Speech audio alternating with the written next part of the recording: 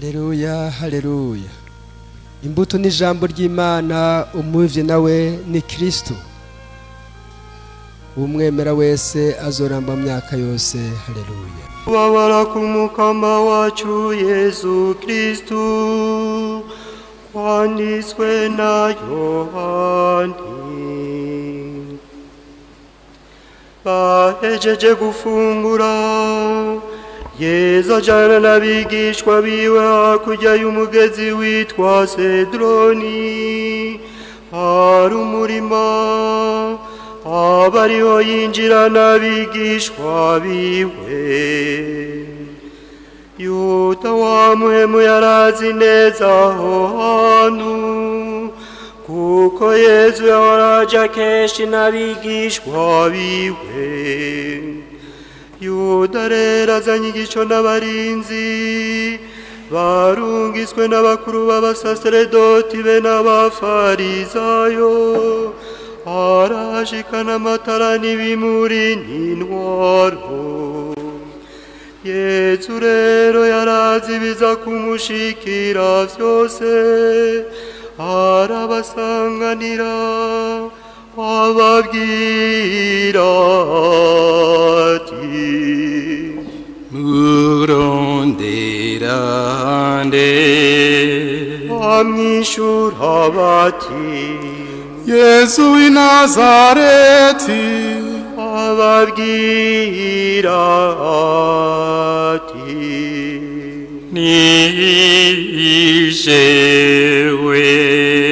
Yuda wa muhemu vyari kumwe nabo, aho Yesu ababwiriye rero ati, ni jewe. Basogeza baja inyuma bagwa hasi.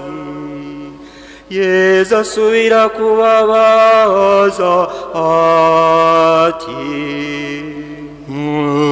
murondera nde? bishura bati, Yesu w'i Nazareti.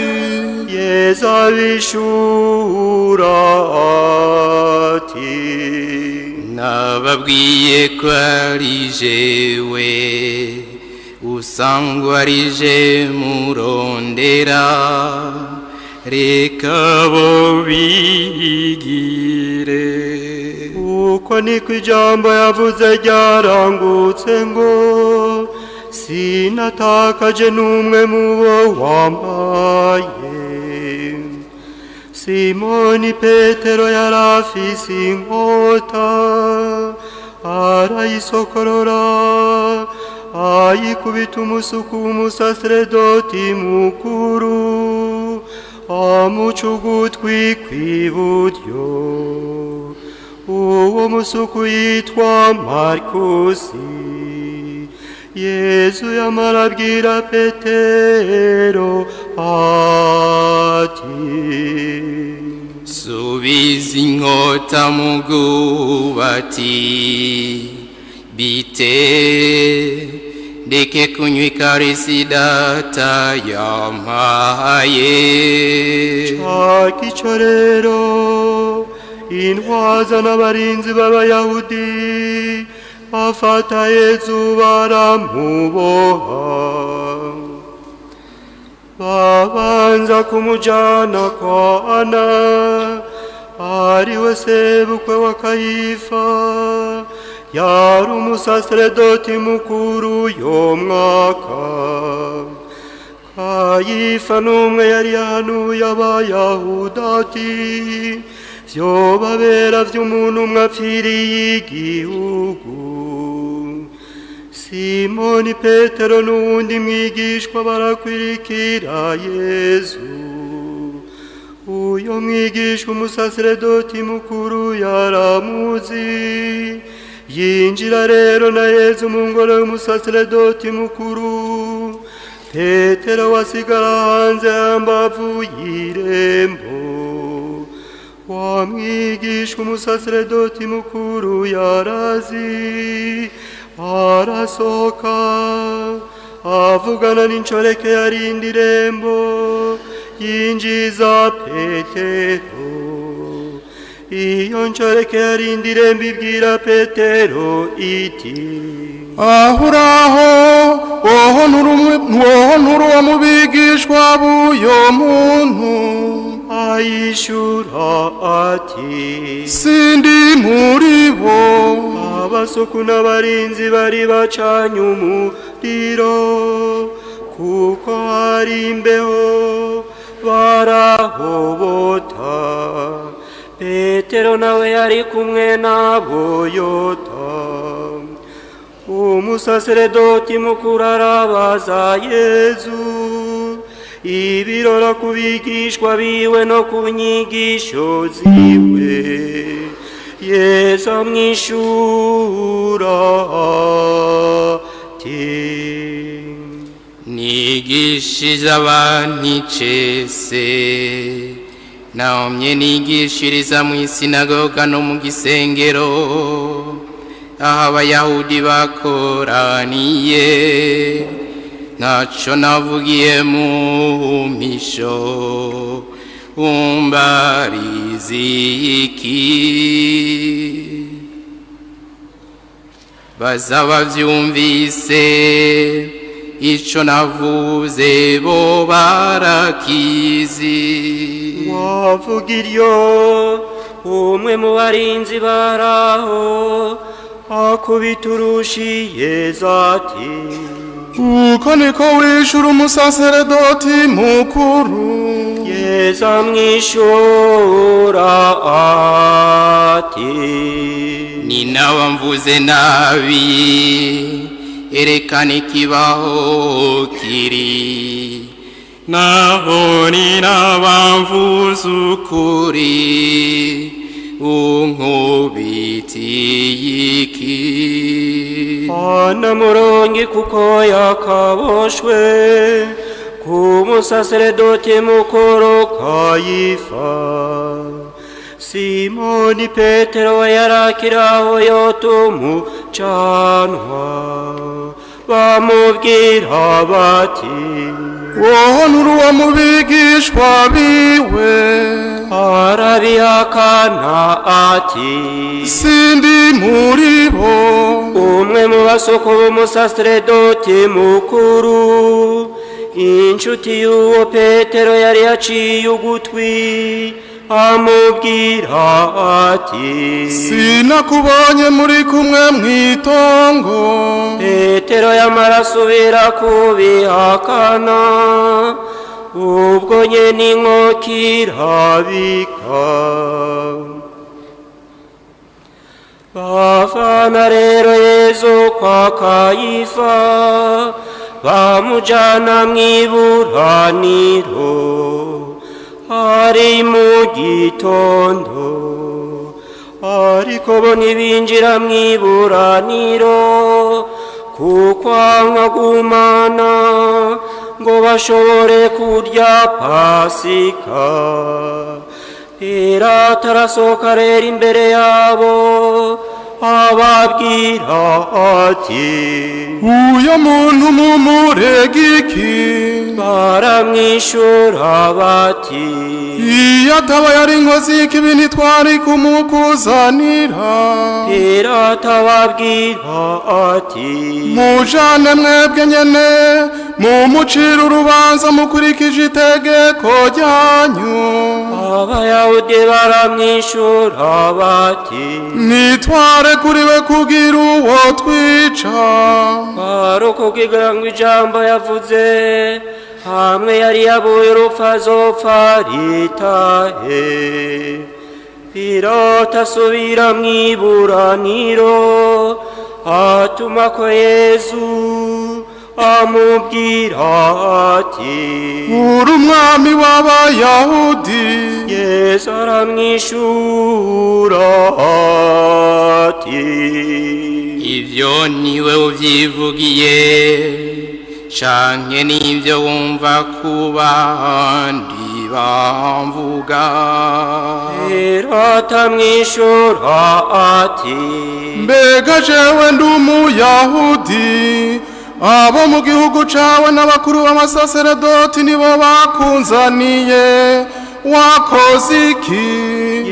Yesu asubiza ati ubwami bwanje si ubwo kuri iyi si, iyo ubwami bwanje buba ari ubwo kuri iyi si, abantu banje bari kundwanira, singwe mu minwe y'Abayahudi.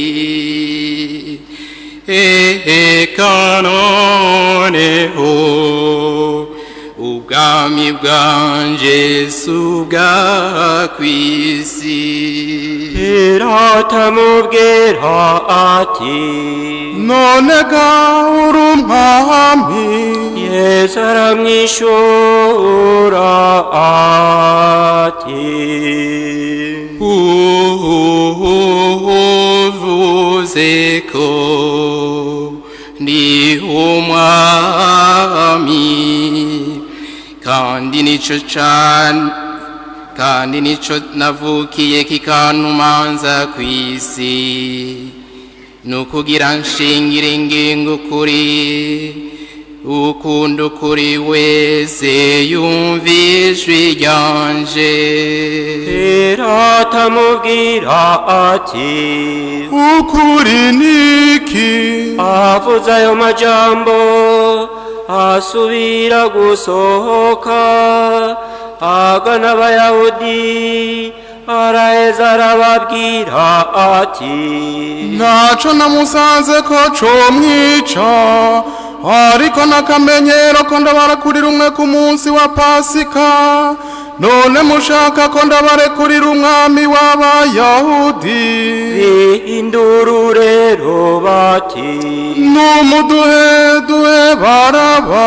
uwo Baraba yari umwambuzi.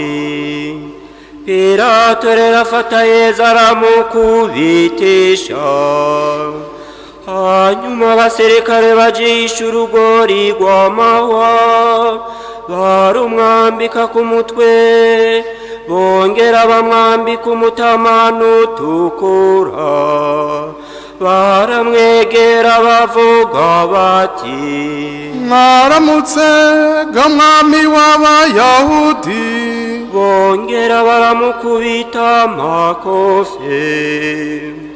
Pilato aragaruka abwira Abayahudi ati ehe ndamubazaniye, mumenye ko atagicumuro ndamubonye ko co kumwica. Yesu rero arasohoka uko yakambaye rwa rugori rw'amahwa na wa mutamana utukura, araheza Pilato ababwira ati nguyo wa muntu. ngo bamubone, abakuru n'abarinzi bihindura bati kumusaraba. Pilato ababwira ati nguyo nimumwibambire mwebwe nyene, jewe ntaco namusanze ko gikwiye guhanwa. Abayahudi baramwishura bati turi n'itegeko kandi turikurikije n'uwo gupfa, kuko yigize umwana w'Imana. Pilato ngo yumva ayo majambo atinyukuruta, asubira mw'iburaniro, araheza abwira Yesu ati uva he? Yesu yamaraniye amwishura namba. Pilato rero niko kumubwira ati ntunyishura jewe, ntuzi ko mfise ububasha bwo kukurekura n'ubwo kukubamba. Yesu aramwishura ati nta bubasha wari umfise ko iyo utabuhabwa n'uwo mw'ijuru, nico gituma uwakumpaye yakoze igicumuro kiruta icawe. kuva ubwo Pilato yarondera ingene yomurekura, abayahudi amara baja mu kuyogora bati, niba murekura ntuzobukunda Sezari, uwigira umwami wese abagararije Sezari. Pilato ngo yumva ayo majambo asohora Yesu, amwicarika ku ntebe y'imanza ahitwa Litrotrotosi mu Gebreyi Gabata. Ari ku munsi wo kwitegurira Pasika, ahashira isaha ya gatandatu, Pilato abwira Abayahudi ati, nguyu umwami wanyu. bo bavuze induru bati, napfe mubambe. Pilato ababwira ati, mbamba umwami wanyu. abakuru b'abasaseredoti basubizayo bati, atari Sezari nta wundi mwami dufise. baraheza aramubaha ngo bamubambe. barajana Yesu rero. Yesu avaho yikoreye umusaraba wiwe, agana ahantu hitwa Karuvariyo mu Gihebreyi Golgota. niho bamubambiye hamwe n'abandi babiri, umwe ku ruhande uwundi ku rundi, Yesu nawe hagati. Pilato kandi arandikisha urwandiko, araheza arumanika hejuru ku musaraba. amajambo yarwo yari aya: Yesu w'i Nazareti, umwami w'Abayahudi. Abayahudi benshi barasoma urwo rwandiko, kuko aho Yesu yari yabambiwe hari hafi y'igisagara, kandi rwari rwanditswe mu Gihebreyi, mu Kilatini no mu Kigireki. abakuru b'abasaseredoti b'Abayahudi babwira rero Pilato bati, niwandike ngo umwami w'Abayahudi, andika uti uyo muntu yavuze ati ndi umwami w'Abayahudi. Pilato arabishura ati, ico nanditse canditswe. abasirikare bamaze kumubamba, bafata ivyambagwa vyiwe babicamye imyanya ine, umwe umwe muri bo. bafata n'ikanzu yiwe, ariko iyo kanzu ntiyagira umubariro, yari yajishwe urunani kuva hejuru gushika hepfo. bavugana rero bati, nituyitabure nimuze dutere ubupfindo bw'uwuyironka. kwaro kugira ngo inyandiko itahe ngo baragabanganya ivyambagwa vyanje, nayikanzu yanje bayiteranira ku bupfindo. ngivyi vy'abasirikare bagize. iruhande y'umusaraba hari hagaze nyina wiwe na nyinabo, Mariya muka Kleofasi na Mariya Magadarena. Yesu ngo abone nyina wiwe, iruhande yiwe naho hari wa mwigishwa yakunda, abarira nyina wiwe rero ati, wa mukenyezi we, nguyu mwana wawe. abwira wa mwigishwa nawe ati, nguyo nyoko wawe. ubwo nyamwigishwa cajana Mariya iwe. ivyo biheze, kuko yarazi ko byose byamaze kurangira kugira ngo inyandiko iranguke rwose. Yesu avuga ati nanyotewe. aho hari agakono kuzuye isiki, bashinga rero kwicuma akamamara bakojeje mu isiki, baramuhereza ngo anunuze. Yesu amaze kunywa nyasiki ati byose birarangiye. araheza ajondamika umutwe aracikana.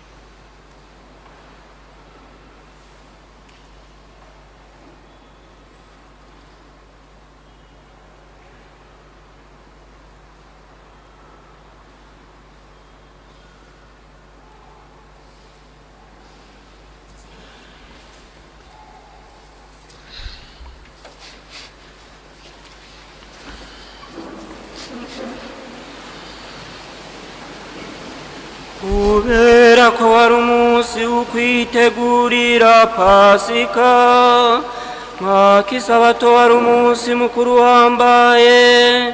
Abayahudi rero basaba Pilato ngo bavune amaguru y'abari babambwe, baheze bakureho boye kurekera imizimba ku musaraba umunsi w'isabato. Abasirikare rero baraza bavuna amaguru y'uwa mbere n'ay'uwa kabiri, muri bamwe bari babambwe hamwe na Yesu. Bashikiriye Yesu basanga yamaze gucikana, ntibamuvuna amaguru, ari kumwe wo muri nyabasirikare amusogota icumu mu rubavu, haca yisuka amaraso n'amazi. Uwo abibonye niwe yabishingiye intahe, kandi intahe yiwe niy'ukuri, kandi ugeze ko avuga ukuri ngo namwe mwemere. Ivyo rero vyagenze gutyo ngo inyandiko itahe, nta gufa ryiwe bazovuna, ahandi naho ngo bazokwihweza uwo basogose. Ivyo biheze Yozefu Arimatea umwigishwa wa Yesu, ariko mu misho kuko yatinya Abayahudi, asaba Pilato kubambura ikiziga ca Yesu. Pilato aramurekura, Yozefu araza kubambura ikiziga ca Yesu. Nikodemu nawe araza, umwe mu ntango yari yagiye gukebukana na Yesu mw'ijoro, azanye ikivange c'imiranaro c'ingero nk'ijana. Bafata ikiziga ca Yesu bakizingira mu mpuzu yera hamwe n'ibimoga neza, nk'uko Abayahudi babigenza mu guhamba. Aho bari bahambye Yesu hari umurima, muri uwo murima hakaba uruhafu rushasha, ata muntu n'umwe yari bwaruhambyemwo.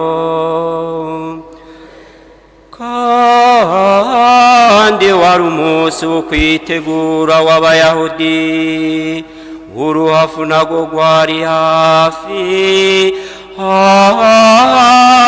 abariho bahambaye Yesu.